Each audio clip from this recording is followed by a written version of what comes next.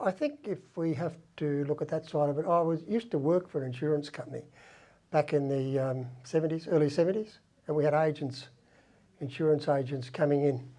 And I used to speak with them and went to lunch with them on a few occasions, and they told me how insurance brokering worked, and I thought that might be a good thing to get into. Back in 1984, when I decided to first get into this business, I thought I'd pick an industry that was difficult to insure, and that was obviously the woodworking industry.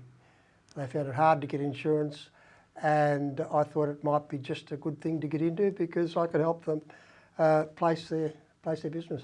We pride ourselves on the service that we provide here, and really I'm pleased to say that we've got a lot of clients from back in the early days that are still with us. Back in 1984 we had, it was probably before the computer days or just at the beginning of it, we had what we call a typewriter. And I think most of you would be familiar with the typewriter.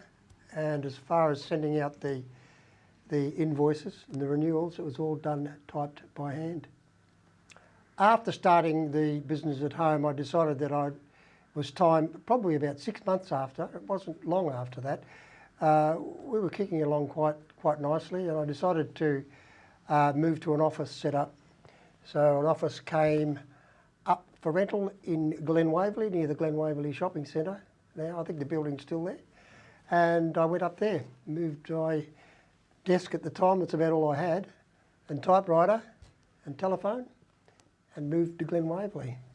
A couple of years after we moved into the office in Glen Waverley, my eldest son Joe asked me if he could come and work with me with insurance. He showed an interest in that field and wanted to come and join the company, and he came along, and that started off the family business, I suppose.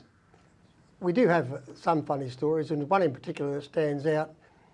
Quite a few years ago we had a claim where a goat had actually broken through a fly-wire door and went on a rampage inside the house, ripping the curtains down, busting up the furniture, and did $20,000 worth of damage. And that was a long time ago, so it'd probably around about 50,000, 60,000 now. Today, CGIB is located in Doncaster. We have an office at 1016 Doncaster Road. We have a lot more staff, obviously, than what we used to have back then, but it's not too large that we still provide the personalised service that we've always provided and that we pride ourselves on. Today, CGIB is still mainly a family-orientated business, although there is other staff here.